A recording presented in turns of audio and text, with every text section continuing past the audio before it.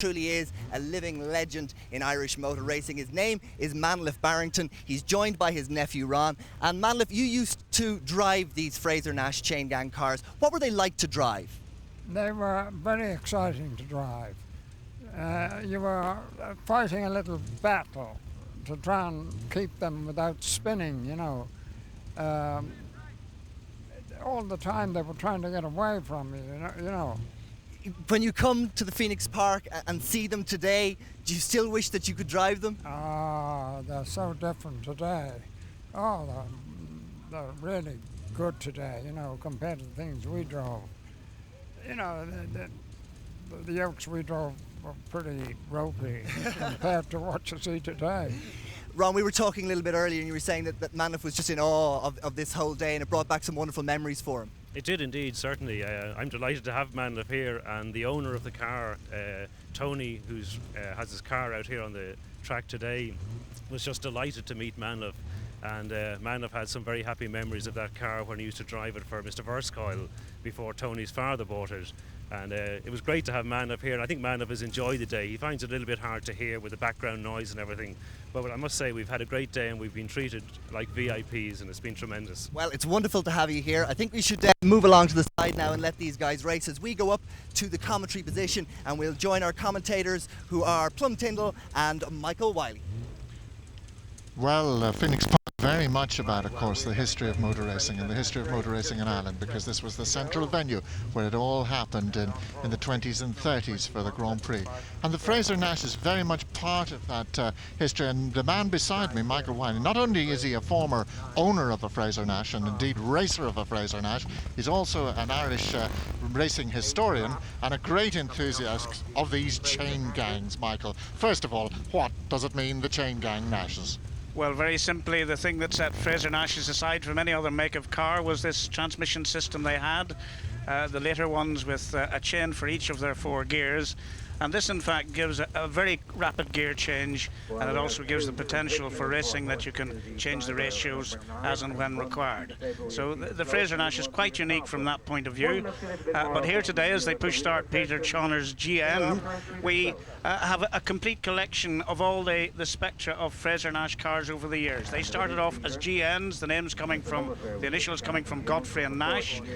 They then are the Frazer Nashes themselves, and then we have one of the 328 BMWs as imported into Britain by Frazer Nashes and called Frazer Nash BMWs. So there we are as the cars leave on their warm-up lap. We can see the GN radiator of the AC engine Beetle of John Giles leading Martin Stretton in the 328 BMW. And let's be honest, Michael, this is going to be far more than just a demonstration, because you've got some mighty talent out there. You mentioned Martin Stretton, and he's going to go on pole position, but he is a man to watch, and he has got to be one of the luckiest devils in the world, because he is a highly respected racing driver who gets to drive all kinds of historic racing cars, including this year. He was fastest man up the Goodwood Hill climb in the 005 Tyrrell, the ex-Jackie Stewart Tyrrell in the wet, and that was actually faster than virtually a current McLaren for one day, and that's quite an achievement. Well, quite an achievement indeed, Martin Stretton. In fact, his family go back in Frazer Nash's. I think, grandfather was company secretary way back in the late 20s, so it's in the family, it's in the blood, and the one sure way to learn how to drive is the Frazer Nash, because they have a solid rear axle. You have to slide them round corners, and that certainly tempers up the reactions. So what is so special about this, Michael? Archie Frazer Nash started the whole thing in Isleworth in London, but what is the magic of these cars? I think the magic of them is that everyone was built for competition work. Nobody would have dreamt of buying a Frazer Nash just to drive on the road. There's a wonderful camaraderie among the owners. The chain gang, a name they got from a film that appeared, an American film about convicts, at about the time the Frazer Nash Car Club was formed sometime before the war. So there we are. There's one of the cars, one of the GN cars, I think I'm right in saying, Michael? Well, yes, indeed. This is one of the potential winners of this race, John Giles. His father is out in the race as well in a more conventional TT replica Frazer Nash. But this car has an AC 6-cylinder engine, and the sort of AC engine, in fact, it was built for 40 years with an aluminium crankcase and block, which meant it's quite light. and this same engine eventually powered the ACS that became the famous AC Cobra. So very potent motor car, but of course the handling not quite up to the level of the 328 we see there, as driven by Martin Stretton. And you can see all the Frazer Nash grills and the GN ones to the right in the background, the differences in these cars. And as we see number 22, quite a unique car. I think this appealed to you earlier, Plum. Absolutely. 22 there, Mark Walker, a very early motor car back to 1922, called a Thunderbug. Great name, it brings back great memories. Well, you've only got to hear this thing. Flat out at 1400 RPM. It is over 4,000 cc. It has two-cylinder barrels of Samson aircraft engines based on a V-twin Riley crankcase dating from 1908. And if you think, what's that to do with Frazer Nash's? The GN cars were actually built in Paris after the First War by Samsons. So it's all part of a great family. So this amazing historic cavalcade is about to be let loose down into the first corner, Dublin Crystal Corner, any second now. In pole position, Martin Stretton. Alongside him, Peter Cobb. And then on the second row, we've got John Holden and PJ Evans. So there's Stretton, number 21. Expect him to be very fast. It is one of the more modern cars, so he has got a bit of an advantage, but there's no shortage of talent behind the wheel there. Absolutely not. Of course, Martin spends his weekends racing all over Europe in the GT series, the same sort of races we see with the Mercedes SLKs. But we're getting near the start. They're getting ready on the line. And over to you, Platt. So number 9 there, that's Peter Cobb. Nice close-up of him, just sorting everything out in the grid, the Irish Motor Racing Marshals Club and the Leinster Motor Club and the IMRC, the promoters of this race. And indeed, full marks. Look at the condition of this course this weekend. Tremendous effort been put in to really make this superb. And this really is probably the future. 5 seconds to go. 5 seconds to go. This is probably the future of racing here at Phoenix Park. A historic festival. Stretton should go away. Down goes the flag. Stretton on your left. Looking at Peter Cobb going through there as they come streaming this history in front of your eyes, heading for Dublin Crystal Corner. And look at John Giles and the AC Beetle just coming down the outside, trying to get a good line, because of course the 328 and the GN handling totally differently. John Giles running wide onto the grass, had to make a move for it. Peter Cobb coming in on the inside and the British Samson engine, Frazer Nash. As they disappear, out of our sight, out away from the camera, we look at the field that in fact contains 2 lady drivers. So quite a variety of cars and drivers in this. And it doesn't take much for me to guess, Michael, why there's only one place you'd rather be than in the commentary tower. Absolutely right, but there they are as they string out. Martin Stretton already got a lead of something like 4 seconds, I would have thought, just visually. They're coming round now in towards South Corner. Well strung out because... And here's a replay of the start, and you can see Stretton did it perfectly. And this is a man that is entrusted to all kinds of historic cars. But a brave effort for John Giles there. We were watching him in practice this morning. He was all kinds of everywhere. He was more on the off the course nearly than on the course. Well, that's the only way with the Frazer Nash. But actually, as he came into the corner, you could see his front wheel tramping, under braking. So he was already in difficulties before he came up alongside Martin Stretton in the BMW 328. I think it's Peter Cobb there in second place. And is that Giles trying again on the outside? Maybe he's just gone into second. Yes, Giles still in second place. Peter Cobb in third. The other comes streaming back onto the Dunlop Straight for the first time. And Stretton leads. And it's Giles in second place, Cobb in third. And then we're looking to identify the fourth place man there as he comes past us. Well, it's Paul Bubston. It's Paul Bubston in the Frazer Nash Super Sports. And he's doing very well indeed to hold on there. Tremendously experienced driver. Peter Chawner in this curious little ACGN. As we watch number 9, that's Peter Cobb in the British Samson engine Frazer Nash. Peter Cobb has had a love affair with this car. He's owned it for over 40 years and he's a regular competitor. And really, it's almost a friend for life of Frazer Nash, I think. Well, I really think so. And of course, it runs in the family as well, because his son also competes in other events in this car. So someone's having trouble. It's one of the little Anzani engine cars running towards the back of the field. And he's just heading for the pits rather slowly, I'm afraid. Are they fragile? Do they take a lot of upkeep? Well, they do, it has to be said, take a fair bit of upkeep, but we must remember that these people have been on holiday all down the south through Cork and Kerry and Galway, and all last week. So they've been using their cars to the full, and that's what sports cars are all about. But we're still looking at Martin Stretton in the lead, with John Giles trying everything he knows to keep up with him. And a bit of a gap there before we get Cobb and the rest of the field now spreading out a little bit. And you can see there, you know, it's quite a struggle to keep these cars in a straight line. And of course, this is the type of road that they were racing, probably not as good as this in their heyday. Well, absolutely, Sue. And of course, they were great rally cars. But just look at the angles they're getting at. Stretton having to try very hard now to stay ahead of John Giles. Whether he's trying to make a race of it or not, we're not sure, but it looked better once he realised he could pull out a comfortable lead. But there they are. John Giles certainly tucked in well behind the 328 BMW as they come past the pits area. Bob Buxton there, we've got a close-up of him, and we've got John Giles using all the road a little bit more, and he turns the tail out, the live axle. No need for a limited slip diff in these things. It's sort of long before the glorious Mark II Escorts these were. Well, of course, they're wonderfully controllable. The only thing that's putting them off is the bumps, because with the solid axle, once you get out to the angle that the car needs to stay at, it stays there. It doesn't go any further. It does a lot of the hard work for you. And they have a very low, very high geared steering, just sort of 2 turns from lock to lock, like go-karts. But you were saying it's very much a family affair. I mean, particularly with the Giles family. They're very well known in this type of racing. Father Freddie races as well. Well, indeed, Freddie's back in 11th place with John in 2nd place. Freddie taking something of a back seat these days, but still one of the most enthusiastic. And here we see a bit of an incident, a replay here as they're coming up towards us. Well, we have, in fact, Upston being chased by Bill Roberts. Bill Roberts, the present captain of the Frazer Nash section of the VSCC. Really trying very hard and showing that these people are very experienced in handling these cars. Meanwhile, back with the leader, and that is Martin Stretton, the man. Look at this, talk about effort, talk about physical. It might be a quad he's riding there. Number 24, he's nearly out of the car as much as on the car. That John Giles really making a massive effort to entertain the crowds here in this glorious afternoon at Phoenix Park. Well, certainly John determined to do the best he can. Of course, he and Martin, the best of friends. The AC engine car, you can see this front wheel bouncing up and down in the air. It must make life very, very difficult for him indeed. But he is getting to grips. He's staying there, determined to stay with Martin right to the end.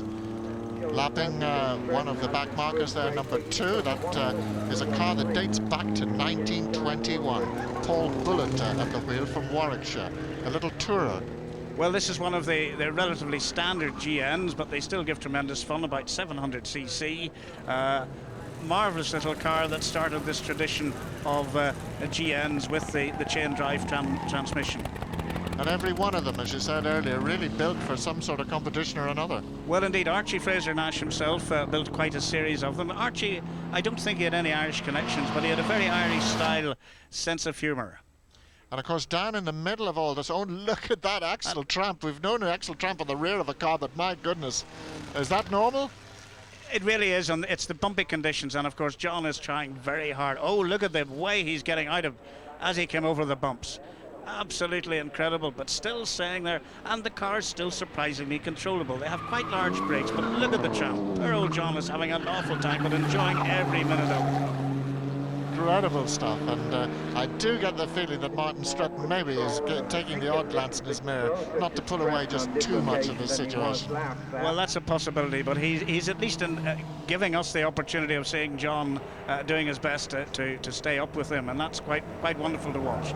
So a bit down the field now, we see another one of the more or less standard TT replica cars there, following an Anzani engine car. You can see the difference in styles. The car to the very left, just gone out of the left of the picture, probably from about 1927. The car in the middle of the picture about 1935, so considerably more modern. Quite a variety of years. And the Thunderbug, the black and yellow car we saw coming into shot right in the background. And of course, Irish interest in this race is Tony Coley, who's been very much involved in this whole week. And there's the Thunderbug, number 22, the second of these 2 cars. That really is an incredible machine. Well, one really needs to hear the noise of this thumping great engine. And of course, Mark Walker is famous throughout the racetracks of Britain, handling this thing with great aplomb. Just look at those little skinny tires as he holds on to the much more modern Frazer Nash. So there's the race leader, there's Martin Stretton. He's now on his 5th lap of this 8-lap race, and is still giving him quite a run for his money. is number 24, John Giles, behind him, really giving us great entertainment this afternoon, lapping one of the other slower touring cars. I think that's probably Sarah Bagley and the little side valve V-twin GN in the background. As I say, two ladies, Sarah Bagley and Joanna Waterfield. They're having lots of fun.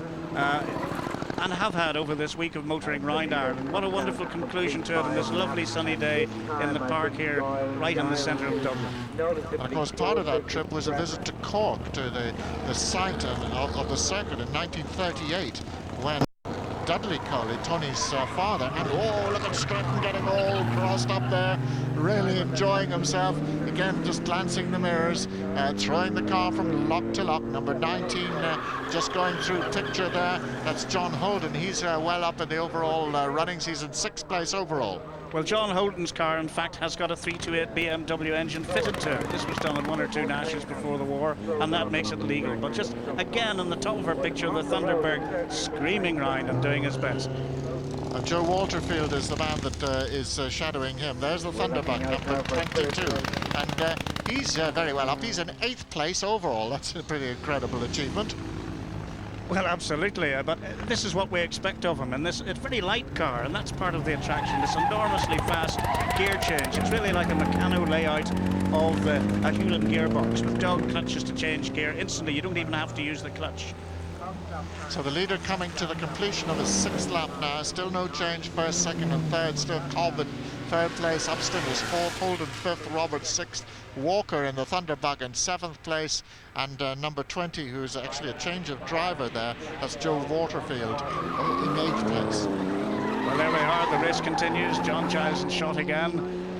Martin Stretton obviously pulled out, and there's a back marker in between, one of the mid-30s TT replicas. In fact, that's Alistair Pugh, a very interesting character who's been racing Frazer Nash's probably since just after the war.